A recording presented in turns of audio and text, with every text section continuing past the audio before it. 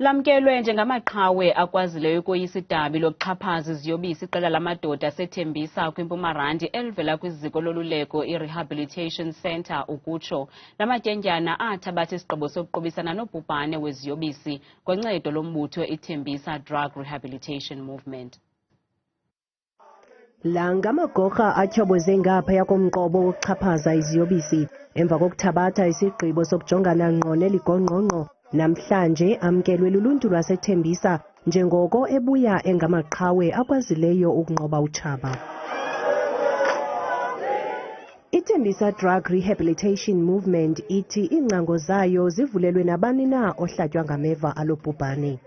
Lana eTembisa asifuna umuntu ukuthi uyaphushiwa, asifuna umuntu ukuthi yena he or she is serious, is sick and tired of using drugs. Kambe bathi inyathelo lokuqala kukuzazi ukuba unengxaki yaye ungoyiki ukujongana nayo. Batsho bebamba ngazibini ngenkxaso abayifumeneyo ukusuka ekuqaleni ukuza kuthi ga ngoku. Nokubuya kwami e-rehab, I feel good, but my journey was not like all right, but today with the grace of the Lord ngibonga uNkulunkulu ngentando kaNkulunkulu nje yonke into izoyenzeka nabanye abafethu ngithanda ukubakhuthaza ukuthi it's not simple but it's take the step. Ngiyafisela ukuthi the new generation in decades must not fall to the same trap that I've been gone through.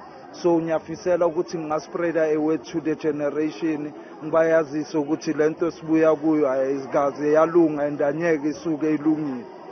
Usipho uthi uneminyaka elikhoboka leziyobisi watsho encoma inkqubo aphansi kwayo. Nje bengisebenzisa inyawupe and ngina 24 years ngisebenzisa ama-drugs kanjalo, but iprogram ingincedile kakhulu sister ngoba ingenze ukuthi ngirealize ukuthi ngine-problem namhlanje kuwo ama-drugs. Ukanti intsapho zabo zixolile ukubona abantwana babo bechacha.